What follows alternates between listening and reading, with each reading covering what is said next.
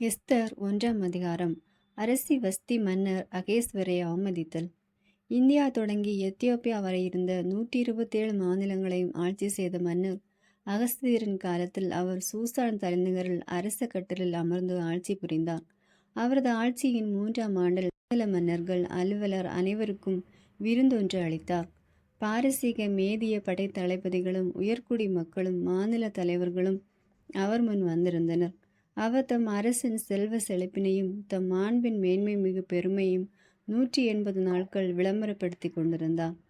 அந்நாட்கள் அனைத்தும் நிறைவு பெற்ற பின் சூசான் தலைநகரில் இருந்த சிறியோர் முதல் பெரியோர் வரை மக்கள் அனைவருக்கும் அரண்மனை தோட்ட வளாகத்தில் 7 நாட்களுக்கு அவர் விருந்து அளித்தார்.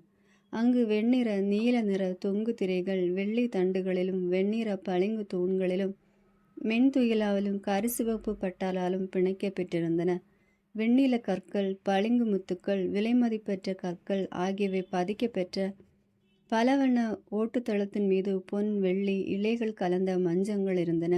வெவ்வேறு வகையான பொற்கிண்ணங்களில் அனைவருக்கும் திராட்சை மது வழங்கின.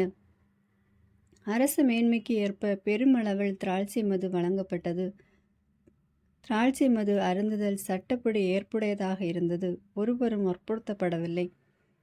விருந்தினரின் விருப்பத்திற்கிணங்க பரிமாறுமாறு அரண்மனையின் தலைமை அலுவலருக்கு அரசர் கட்டளையிட்டிருந்தார்.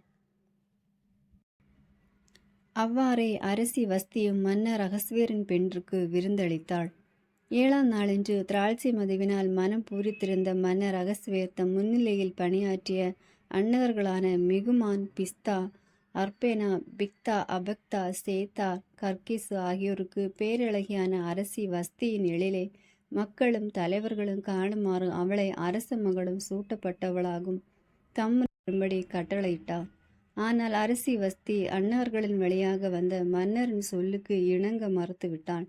எனவே மன்னர் கடும் சினமுற்றார். பெரும் கோபக்கண்ணல் அவர் மனதில் பற்றி எரிந்தது. உடனே அவர் காலங்கள் பற்றிய நுண்ணறிவுடைய ஞானிகளிடம் கலந்துரையாடினார். ஏனெனில் சட்டங்களிலும் நெறிமுறைகளிலும் தேர்ச்சி பெற்றவர்களிடம் கலந்துரையாடுவது மன்னரின் வழக்கம். கர்சனா, சேத்தார், அதி, மாத்தா, தார்சிசு, மெரேசு, மர்சனா, மெமுகான் ஆகிய பாரசீகத்தையும் மேதியாவையும் சார்ந்த 7 தலைவர்களும் மன்னருக்கு மிக நெருக்கமானவர்கள். ஆட்சி பொறுப்பில் முதன்மை பெற்றோர் அவர்களின் மன்னரின் முகமாற்றத்தை கண்டனர். மன்னர் அகஸ்வேர் அன்னகர்களின் வழியாயிட்ட கட்டளைப்படி செய்ய மறுத்த அரசி வஸ்திக்கு சட்டப்படி செய்ய வேண்டியது என்ன என்று வினவினார். மன்னருக்கும் ஏனைய தலைவர்களுக்கு முன்பாக மெமுகான் கூறியது, அரசி வஸ்தி மன்னருக்கு எதிராக மட்டுமின்றி தலைவர் அனைவருக்கு எதிராகவும் அகஸ்வேரின் ஆட்சிக்குட்பட்ட அனைத்து மாநில மக்களுக்கு எதிராகவும் தவறிழைத்து விட்டாள். அரசி வஸ்தியின் நடத்தை எல்லா பெண்களுக்கும் தெரிய வரும். அவர்கள் பார்வையில் அவர்களின் கணவர் இழிவுபடுத்தப்படுவார். ஏனெனில் மன்னர் அகஸ்வேர் அவளை தம்முன் வருமாறு பணித்தும் கூட அவர் முன் அவள் வரவில்லையே என்பார். இன்றைய அரசியின் நடத்தை பற்றி கேள்வியுறும் பாரசீக மேதிய இளவரசிகளும் தம் தலைவர்களிடமும் இது போன்றே கூறுவர். ஆதலின் ஏளனத்திற்கு சினத்திற்கு முடிவே இராது. எனவே அரசே, உமக்கு நலமெனப்படின் தாங்கள் ஆணையொன்று பிறப்பிக்க வேண்டும். அவ்வாணை பாரசீக மேதிய சட்டங்களில் நிலையாயிருக்கும்படி எழுதப்படல் வேண்டும். அரசராகிய தங்கள் முன் வஸ்தி இனி வருதல் கூடாது. அவளது அரசுரிமை அவளை காட்டிலும் சிறந்த ஒருத்திக்கு தாங்கள் கொடுப்பீராக. அரசரால் பிறப்பிக்கப்படும் இந்த ஆணை உமது ஆட்சிக்குட்பட்ட பரந்து கிடக்கும் நாடுகளில் அறிவிக்கப்பட்டவுடன் சிறியோர் பெரியோர் அனைவரும் மனைவியரும் அவர்களின் கணவருக்கு மரியாதை செலுத்துவர். வார்த்தை அரசர் மற்றும் தலைவர்களின் பார்வையில் நலமென தோன்றியது. மெமுகானின் கருத்திற்கு ஏற்ப மன்னர் செயல்பட்டார். அவர் தம் ஆட்சிக்கு உட்பட்ட அனைத்து மாநிலங்களுக்கும் அவரவர் மாநில வரி வடிவ வாரியாகவும் ஒவ்வொரு மக்களினத்திற்கும் அதனதன் மொழி வாரியாகவும் எழுதிய மடல்களில் ஒவ்வொரு ஆண்மகனும் தனது வீட்டில் ஆளுகை செய்ய வேண்டும் என்று கட்டளையிட்டிருந்தார். 2ஆம் அதிகாரம். எஸ்தர் அரசியாதல். இவற்றுக்கு பின் மன்னர் அகஸ்வேர் சினம் தணிய அவர் வஸ்தியையும் அவளது செயலையும் அவளுக்கு எதிராய் தாம் விடுத்த ஆணையை எண்ணி பார்த்தார். அவ்வமைய மன்னருக்கு பணிவிடை செய்து கொண்டிருந்த பணியாளர் அவரை நோக்கி கூறியது, அரசராகி உமக்கென அழகும் இளமையும் கொண்ட கன்னி பெண்களை தேடுவார்களாக. அரசரின் ஆளுகைக்கு உட்பட்ட அனைத்து மாநிலங்களிலும் அழகும் இளமையும் கொண்ட கன்னி பெண்கள் அனைவரையும் ஒன்று கூட்டும்படி மேற்பார்வையாளர்களை மன்னர் நியமிப்பாராக. சூசான் அரண்மனையின் அந்தப்புறத்தில் மன்னரின் அன்னகரான ஏகாயிடம் அப்பெண்களை ஒப்படைத்து தூய்மைப்படுத்தும் பொருட்களை அவர்களுக்கு தர ஆவண செய்வாராக. மன்னரின் கண்களில் இனியவளாய் காணப்படுகின்ற இளம் பெண்ணை வஸ்திக்கு பதிலாக அரசி ஆவாள். இது மன்னருக்கு நலமெனப்பட்டதால் அவரும் அவ்வாறே செய்தார். சூசான் அரண்மனையில் மெர்கதாய் என்னும் பெயர் கொண்ட யூதர் ஒருவர் இருந்தார். அவர் பென்யமினை சார்ந்த கீசின் மகனான சிமேயின் புதல்வரான யாயிரின் மைந்தர். இந்த கீசு எருசலேமில் கைது செய்யப்பட்டு பாபிலோன் மன்னன் நெபுகேசனால் சிறைப்பிடிக்கப்பட்ட யூதாவின் அரசன் எக்கோனியாவுடன் நாடு கடத்தப்பட்டவர்கள் ஒருவர். மர்தகாய் அதாசா என்னும் மறுபெயர் கொண்ட எஸ்தர் என்பவரை எடுத்து வளர்த்தார். அவர் அவருடைய சிற்றப்பன் மகள். தாய் தந்தை இழந்தவர். எழில்மிகு தோற்றமும் வடி வழகும் கொண்ட இளம்பெண். மன்னரின் சொற்களும் ஆணையும் அறிவிக்கப்பட்ட பொழுது இளம்பெண்கள் பலர் சூசான் அரண்மனைக்குள் ஒன்று சேர்க்கப்பட்டு ஏகாயிடம் ஒப்படைக்கப்பட்டனர். எஸ்தரு அவ்வாறு அரண்மனையில் அந்தப்புற பொறுப்பேற்றிருந்த ஏகாயிடம் ஒப்படைக்கப்பட்டார்.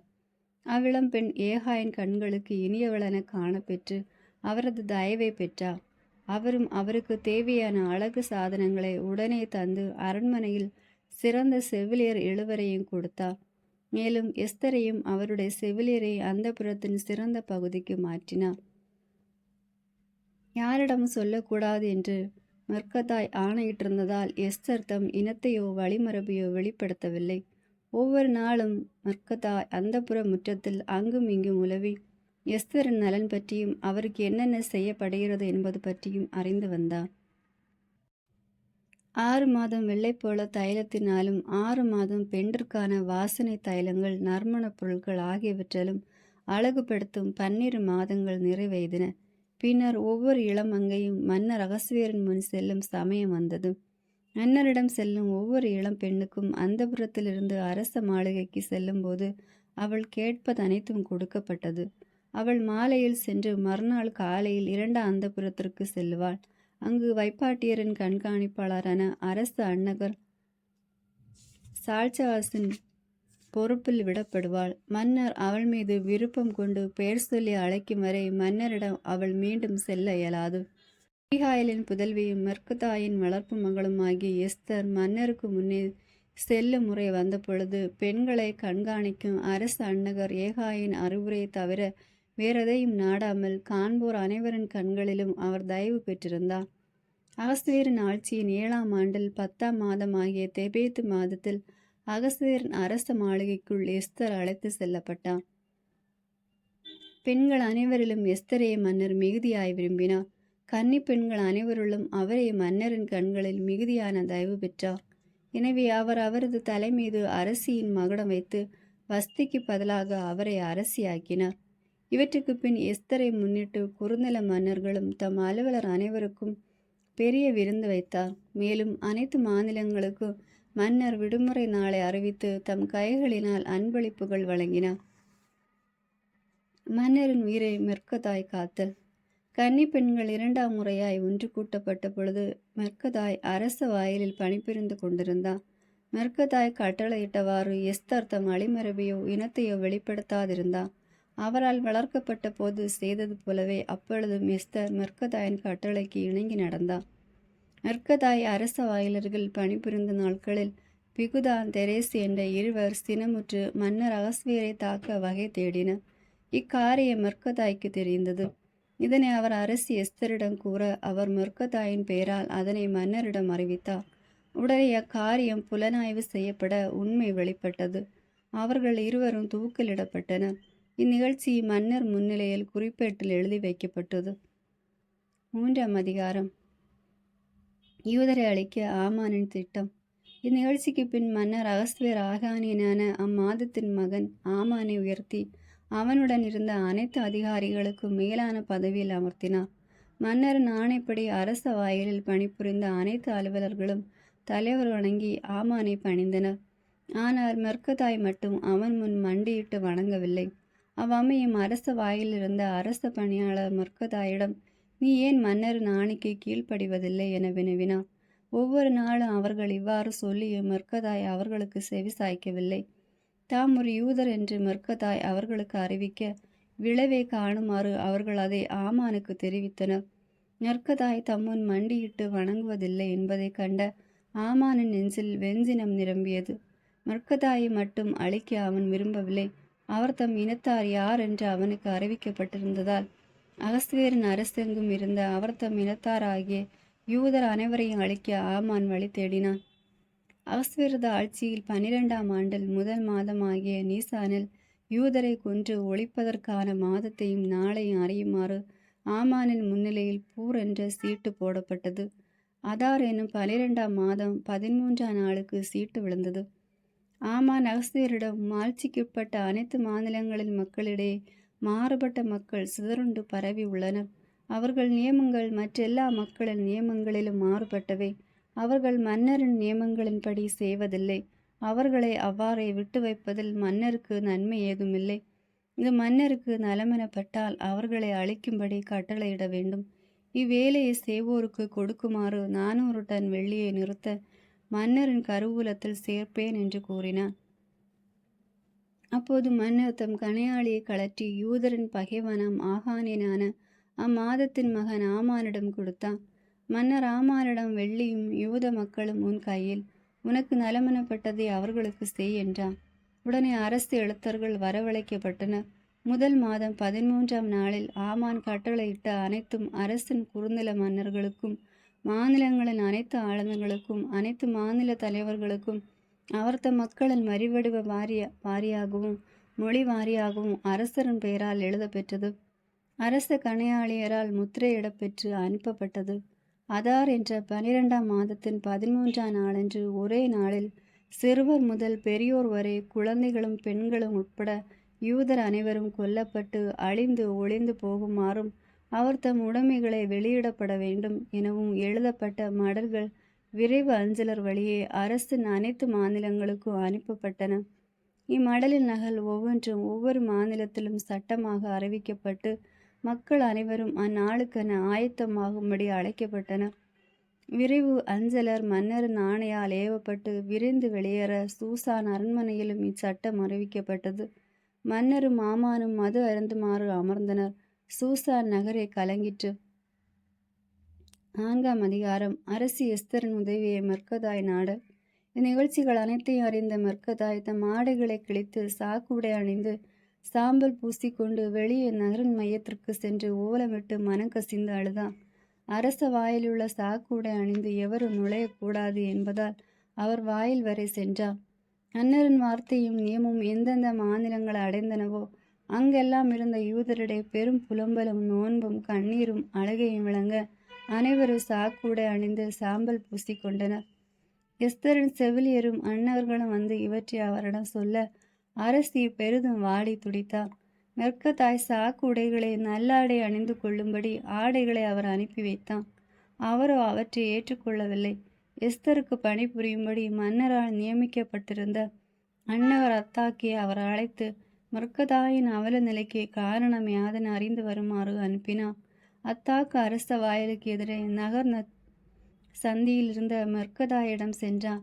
மெர்க்கதாய் தமக்கு நேரிட்ட அனைத்தையும் பற்றியும் யூதரை அழிக்கும்படி அரச கருவூலத்தில் சேர்ப்பதற்காக ஆமான் வாக்களித்த வெள்ளி பற்றியும் அவருக்கு தெரிவித்தார். மேலும் சூசானில் பிறப்பிக்கப்பட்ட நியமத்தின் ஒரு நகலை எஸ்தரிடம் காட்டும்படி கொடுத்து அவர் மன்னரிடம் சென்று மன்றாடி அவர் முன்னிலையில் தம் மக்களுக்காக பரிந்து பேசுமாறு வேண்டினார். அத்தாக்கு அவ்வாறே சென்று எஸ்தரிடம் மெர்க்கதாயின் வார்த்தைகள் எடுத்துரைத்தார். எஸ்தர் மறுபடியும் அத்தாக்கு வழியாய் மெர்க்கதாய்க்கு சொல்லி அனுப்பியது: மன்னரால் அழைப்பு பெறாத ஆண் பெண் எவரும் மன்னரின் உள்முற்றத்திற்கு சென்றால் கொல்லப்படுவர் என்பதும், யாருக்கு மன்னர் தம் பொற்செங்கோலை நீட்டுகிறாரோ அவரே பிழைப்பார் என்பதும் அரச நியமம். இதனை மன்னரின் அனைத்து ஊழியர்களும் மாநில மக்கள் அனைவரும் அறிவர். அவர் எஸ்தரின் வார்த்தைகளை மெர்க்கதாயிடம் அறிவித்தார்.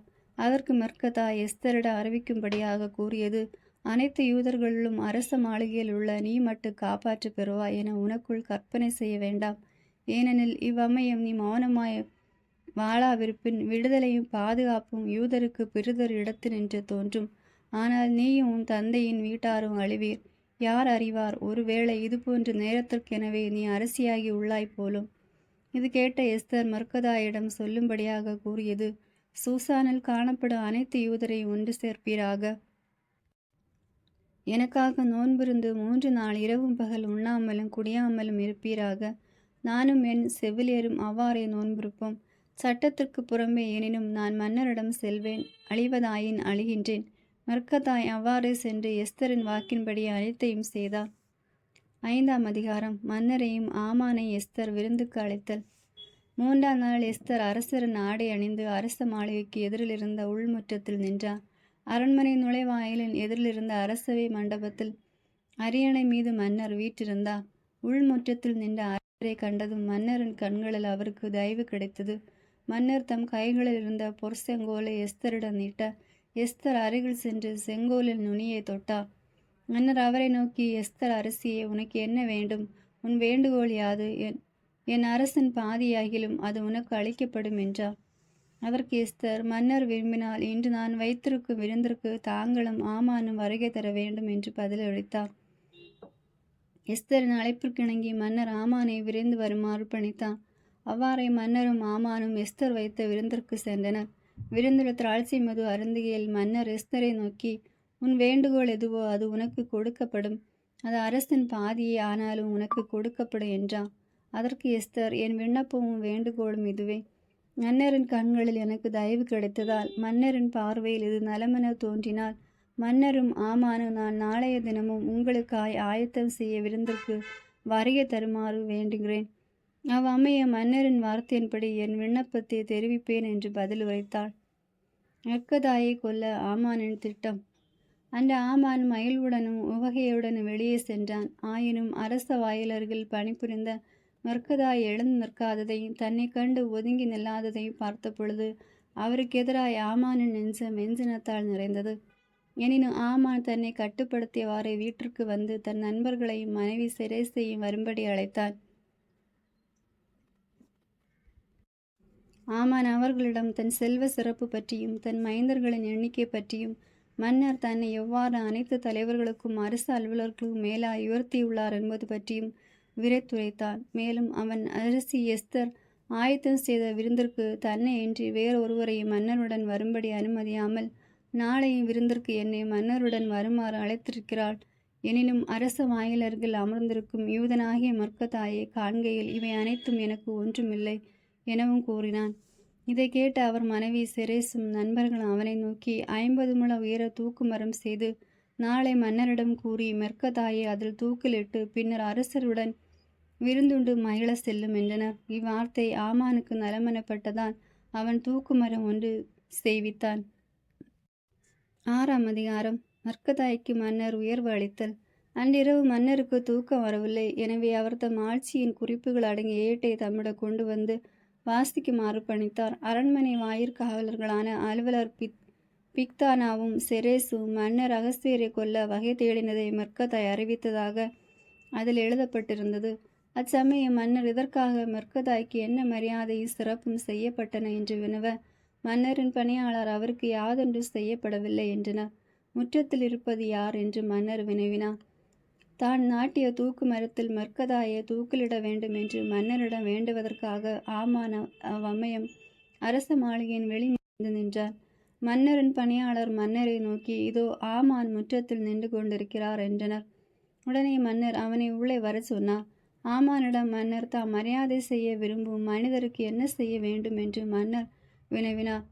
என்னை விட வேறு எவருக்கும் மன்னர் மரியாதை செய்ய விரும்புவார் என்று ஆமான் தன் உள்ளத்தில் நினைத்து கொண்டான். எனவே ஆமான் மன்னரை நோக்கி, மன்னர் தாம் மரியாதை செய்ய விரும்பும் ஒருவருக்கென மன்னர் அணுகின்ற ஆடைகளும் அமர்கின்ற புரவியும் தலையில் சூடும் மகுடமும் கொண்டு வரப்பட வேண்டும். அந்த ஆடைகளும் புரவியும் அரசரின் தலைமை அதிகாரிகள் சிறந்த உயர்குடி மகன் ஒருவரிடம் ஒப்படைக்க வேண்டும். மன்னர் மரியாதை செய்ய விரும்பும் மனிதருக்கு அவர் அந்த ஆடைகளை அணிவித்து புரவியின் மீது அமர்த்தி அவரை நகர் வீதிகளில் வலவர செய்து, இதுவே அரசர் தாம் மரியாதை செய்ய விரும்பும் மனிதருக்கு செய்யும் சிறப்பாகும் என அவருக்கு முன்னால் அறிவிக்க வேண்டும் என்று பதில் உரைத்தான். உடனே மன்னர் ஆமானை நோக்கி, ஆடைகளையும் புரவியையும் விரைவாய் உணர்ந்து நீ கூறியவாறே அரச வாயிலில் நிற்கும் யூதராகிய மர்கதாய்க்கு செய். நீ கூறியவற்றில் எதையும் விட்டுவிடாதே என்று கூறினார். அவ்வாறே ஆமான் ஆடைகளையும் புரவியையும் கொணர்ந்து மெர்க்கதாய்க்கு அந்த ஆடைகளை உடுவித்து புரவியின் மீது அமர்த்தி நகர் வீதிகளில் வலவர செய்து, இதுவே அரசர் தாம் மரியாதை செய்ய விரும்பும் மனிதருக்கு செய்யும் சிறப்பாகும் என்று அவருக்கு முன்பாய் அறிவிக்கப்படுமாறு செய்தான். இதற்கு பின் மெர்க்கதாய் அரச வாயிலுக்கு சென்றான். ஆமான் நம்பிக்கொண்டு தன் தலைக்கு முக்காடிட்டு தன் வீட்டிற்கு விரைந்தான். ஆமான் தன் மனைவி செரேசு நண்பர்கள் அனைவரிடம் தனக்கு நேரிட்ட அனைத்தையும் கூறினான். உடனே அந்த ஆலோசகர்களும் அவன் மனைவி செரேசு அவனை நோக்கி, யூத குலத்தானாகிய மெர்க்கதாய்க்கு முன்பாக நீ வீழ்ச்சியுற தொடங்கிவிட்டாய். நீ அவனை எதிர்த்து நிற்க மாட்டாய். அவனுக்கு முன்பாய் முற்றிலும் வீழ்வது திண்ணம் என்றனர். ஆமான் கொல்லப்படல். இவ்வாறு அவர்கள் அவனிடம் பேசி கொண்டிருக்கையில் மன்னரின் அலுவலர் அவரிடம் வந்து எஸ்தர் ஏற்பாடு செய்திருந்த விருந்திற்கு வருமாறு ஆமானை விரைவுபடுத்தினர். 7ஆம் அதிகாரம். மன்னரும் ஆமானும் அரசி எஸ்தர் வைத்திருந்த விருந்துக்கு சென்றனர். மன்னர் 2ஆம் நாள் விருந்தில் திராட்சை மதுவை மீண்டும் அருந்துகையில் எஸ்தரிடம், அரசர் எஸ்தியே, உன் விண்ணப்பம் யாது? அது உனக்கு அளிக்கப்படும். நீ வேண்டுவது என அரசின் பாதியே ஆனாலும் அது உனக்கு கொடுக்கப்படும் என்றான். அப்பொழுது அரசி எஸ்தர், உம் கண்களில் எனக்கு தயவு கிடைத்திருக்கு. பின் அரசே, உமக்கு நலமெனப்பட்டால் எனது விண்ணப்பத்திற்கு இணங்க எனக்கும் என் வேண்டுகோளின்படி என் மக்களுக்கும் உயிர்ப்பிச்சை அருள்வீராக. என் மக்களும் நானும் கொலையுண்டு அழிந்து ஒளிந்து போகும்படி விலை பேசப்பட்டிருக்கிறோம். ஆண்களும் பெண்களுமாக நாங்கள் அடிமைகளாய் விற்கப்பட்டிருந்ததால் கூட நான் மௌனமாய் இருந்திருப்பேன். ஆனால் மன்னருக்கு உண்டாகும் இழப்பிற்கு எதிரியால் ஈடு செய்ய முடியாது என்று பதில் உரைத்தார். மன்னர் அகஸ்வேர் அரசி எஸ்தரை நோக்கி, இப்படி செய்தவன் எவன்? தன் இதயத்தில் செருக்குற்று இவ்வாறு செய்யும்படி நினைத்த அவன் எங்கே என வினவினார். எதிரியும் வஞ்சகனுமாகிய மனிதன் இந்த ஆமானை, இவனை அந்த தீயவன் என்று எஸ்தர் பதில் உரைத்தார். இது கேட்ட ஆமான் மன்னருக்கும் எஸ்தருக்கும் முன்பாக பெயரச்சம் கொண்டான். மன்னர் கடு சினமுற்று விருந்தில் திராட்சை மது அருந்துவதை விட்டுவிட்டு எழுந்து அரண்மனை பூங்காவில் நுழைந்தான். தனக்கு தீங்கிழைக்க மன்னர் முடிவு செய்துவிட்டார் என்று கண்ட ஆமான் அரசி எஸ்தரிடம் தன் உயிருக்காக மன்றாட எண்ணி பின்தங்கினார். மன்னர் அரண்மனை பூங்காவிலிருந்து விருந்து நடைபெற்ற இடத்திற்கு திரும்பிய பொழுது எஸ்தரின் மெத்தையில் ஆமான் வீழ்ந்து கிடக்க கண்டான். என் மாளிகையில் நான் இருக்கும்போதே இவன் அரசியை கெடுப்பானோ என்ற சொற்கள் மன்னரின் வாயினின்று வெளிப்பட காவலர் ஆமானின் முகத்தை மூடிவிட்டனர். அச்சமயம் மன்னருக்கு பணிவிடை செய்த அர்போனா என்ற அலுவலர் மன்னரை நோக்கி, அதோ ஆமானின் வீட்டதிரை மன்னருக்கு நல்லது செய்த மர்க்கதாயை தூக்கிலிட ஆமான் நாட்டிய 50 முழ தூக்கு மரம் என்றார். அதற்கு மன்னர், அதிலேயே அவனை தூக்கிலிடுங்கள் என்றான். மர்க்கதாயை தூக்கிலிட அவன் நாட்டிய தூக்கு மரத்திலே ஆமான் தூக்கிலிடப்பட்டான். மன்னரின் சீற்றமும் தணிந்தது. 8ஆம் அதிகாரம். தம்மை காத்து கொள்ளும்படி எஸ்தர் யூதரை தூண்டல். சில நாட்களில் மன்னர் அகஸ்வேர் யூதரின் பகைவனான ஆமானின் இல்லத்தை அரசி எஸ்தருக்கு வழங்கினார். மெர்க்கதாய்க்கு தமக்கு உள்ள உறவை எஸ்தர் வெளிப்படுத்த அவரும் மன்னரின் முன்னிலைக்கு வந்தார். ஆமானிடமிருந்து களற்று பெற்ற தம் கணையாளியை மன்னர் எடுத்த மெர்க்கதாய்க்கு அளித்தார். எஸ்தர் மெர்க்கதாயை ஆமான் வீட்டின் பொறுப்பாளராக நியமித்தார். மீண்டும் எஸ்தர் யூதருக்கு எதிராக சதி செய்த தீயோன் ஆகானியனான ஆமானின் திட்டங்கள் யாவும் குலைந்து போகுமாறு மன்னரின் காலடிகளில் வீழ்ந்து அழுது மன்றாடி அவரது தயவினை நாடினார். உடனே மன்னர் தம் பொற்செங்கோலை எஸ்தருக்கு நீட்ட அவர் எழுந்து மன்னர் முன் நின்றார்.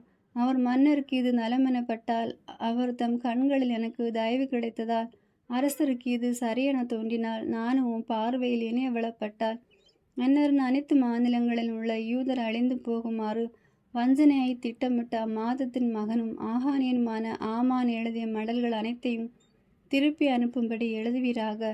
என் மக்களுக்கு நேரிடும் தீங்கினையும் என் உறவினரின் படுகொலையினையும் நான் எவ்வாறு காண இயலும் என்று கூறினார். அப்பொழுது மன்னர் அகஸ்வேர் அரசி எஸ்தரையும் யூதரான மெர்க்கதாயை நோக்கி, இதோ ஆமானின் இல்லத்தை எஸ்தருக்கு அளித்தேன். யூதருக்கு எதிராய் கை நீட்டிய ஆமான் தூக்கிலிடப்பட்டார். மன்னரின் பெயரால் எழுதப்பட்டு அவர் கணையாளியின் முத்திரை பதிக்க பெற்ற எம்மடலும் திரும்பி பெற இயலாதபடியால் உங்கள் பார்வையில் நலமென தோன்றும் அனைத்தையும் மன்னரின் பெயரால் நீங்கள் யூதருக்கு எழுதி மன்னரின் கணையாளியால் முத்திரையிடுங்கள் என்று கூறினார். சீவான் என்ற 3ஆம் மாதத்தில் 23ஆம் நாளன்று மன்னரின் எழுத்தர்கள் வரவழைக்கப்பட்டனர். மர்க்கதா இட்ட ஆணையின்படி யூதர் அனைவருக்கும் இந்தியா தொடங்கி எத்தியோப்பியா வரையிலுள்ள 127 மாநிலங்களின் குறுநில மன்னர்களுக்கும் மாநிலங்களின் ஆளுநர் அனைவருக்கும் அவரது மக்களின் வரிவடிவ வாரியாகவும் மொழி வாரியாகவும் மடல்கள் வரைய பெற்றன. மன்னர் அகஸ்வேர் பெயரால் எழுதப்பெற்ற அரச கணையாளி முத்திரையிடப்பெற்ற இம்மடல்கள் அரச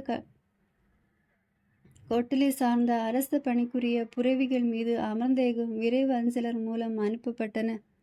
ஒவ்வொரு நகரிலும் உள்ள யூதர் ஒன்று திரண்டு தங்களை பாதுகாத்து கொள்ளவும் அவர்களையும் அவர்களின் குழந்தைகள் பெண்கள் ஆகியோரையும் தாக்கக்கூடிய எந்த நாட்டையும் மாநிலத்தையும் சார்ந்த படைகளை அழித்து கொன்று ஒழிக்கவும் அவற்றின் உடைமைகளை கொள்ளையிடவும் தேவையான அதிகாரத்தை மன்னரின் பெயரால் எழுதப்பட்ட இம்மடல்கள் அளித்தன. மன்னர் அகஸ்வேரின் மாநிலங்கள் அனைத்திலும் அதார் என்ற 12ஆம் மாதம் 13ஆம் நாளன்று ஒரே நாளில் இவ்வாறு செய்வதென அறிவிக்கப்பட்டது. அம்மடலில் நகல் ஒவ்வொரு மாநிலத்தின் அனைத்து மக்களுக்கும் சட்டமாக அறிவிக்கப்பட்டது. யூதரும் தம் பகைவரை பழி தீர்க்க இந்நாளில் ஆயத்தமாகும்படி கேட்டுக்கொள்ளப்பட்டனர். அரச பணிக்குரிய புரவிகள் மீது அமர்ந்தேகும் விரைவு அஞ்சலர் மன்னரின் ஆணையால் ஏவப்பட்டு வெளி மாநிலங்களுக்கு விரைந்தனர். சூசான் அரண்மனையிலும் இச்சட்டம் அறிவிக்கப்பட்டது. நீலவும் வெண்மையுமான அரச உடை அணிந்து பெரிய பொன்மகுடம் சூடி கருசிவப்பு மென்துகள் அணிந்தவராய் மெர்க்கதாய் மன்னரின் முன்னிலையிலிருந்து வெளியேற சூசான் நகர் மகிழ்ந்து களி கூர்ந்தது. இச்செய்தி யூதருக்கு நம்பிக்கை ஒளியாகவும் மகிழ்வுக்கும் அக்களிப்பும் மதிப்புக்குரிய உரிய ஒன்றாகவும் விளங்கியது. ஒவ்வொரு மாநிலத்திலும் ஒவ்வொரு நகரிலும் எங்கெல்லாம் மன்னரின் இந்த வாக்கு நியமம் எட்டினவோ அங்கெல்லாம் வாழ்ந்த யூதர் மகிழ்ந்து களி கூர்ந்தனர். அந்நாள் விருந்தாடும் விழா நாளாக விளங்கியது. யூதரை பற்றிய அச்சம் பிறர் மீது விழ நாட்டு மக்களில் பலர் யூதராயினர். 9ஆம் அதிகாரம். யூதர் தம் எதிரிகளை அழித்தல். மன்னரின் வாக்கும் நியமமும் நிறைவேற்றப்பட வேண்டிய அதார் என்ற 12ஆம் மாதம் 13ஆம் நாள் வந்தது. எதிரிகள் யூதரை மேற்கொள்ளலாம் என்று நம்பியிருந்த அந்த நாள் யூதர் தம் பகைவரை மேற்கொள்ளும் நாளாக மாறியது. அகஸ்வேர் மன்னரின் மாநிலங்களில் இருந்த யூதர் அனைவரும் தமக்கு துன்பம் விளைவிக்க எண்ணியோர்க்கும் எதிராய் தம் கைகளை நீட்ட அவரவர் தம் இடங்களில் ஒன்று திரண்டனர். வேற்றினத்தாரை அச்சம் ஆட்கொள்ள அவர்களுள் எவராலும் யூதரை எதிர்த்து நிற்க இயலவில்லை.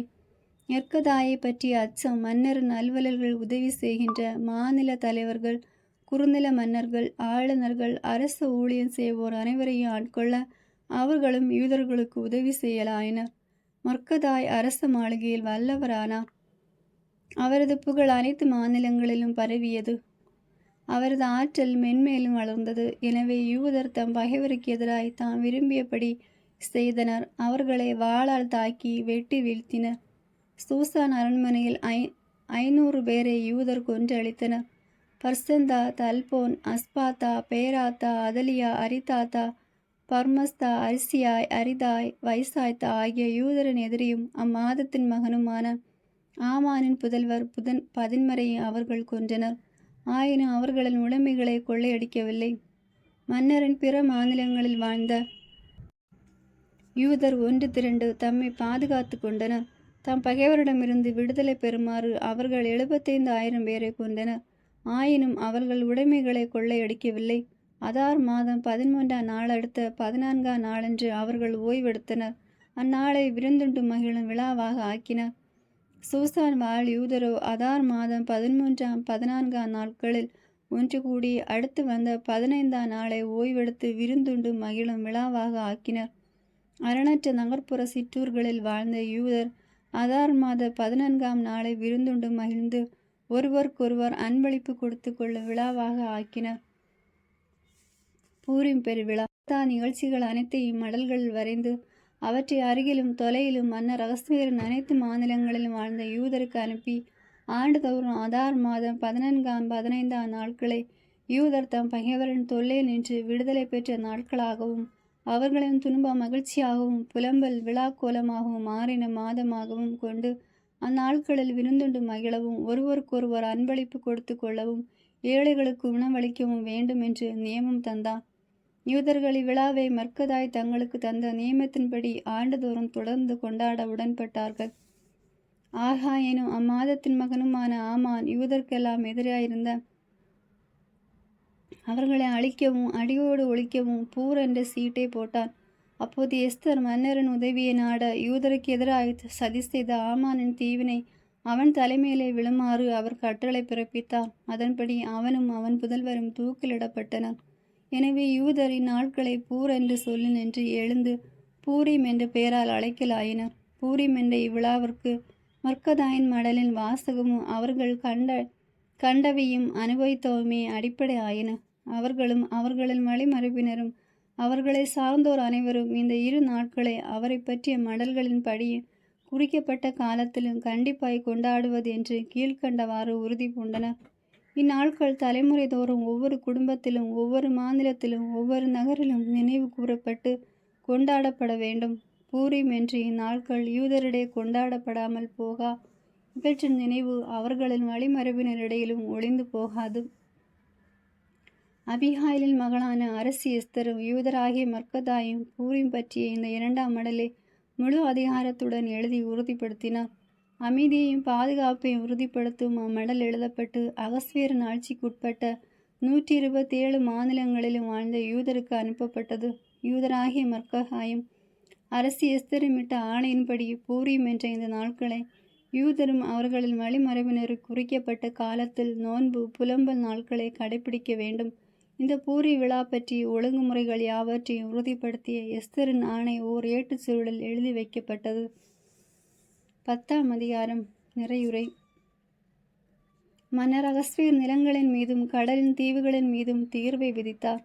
அவருடைய ஆற்றலும் வலிமை மிகு செயல்களும் அவர் மர்க்கதாய்க்கு அளித்த மேன்மையின் முழு விவரமும் மேதியா மற்றும் பாரசீக மன்னர்களின் குறிப்பேட்டில் எழுதப்பட்டுள்ளன அல்லவா?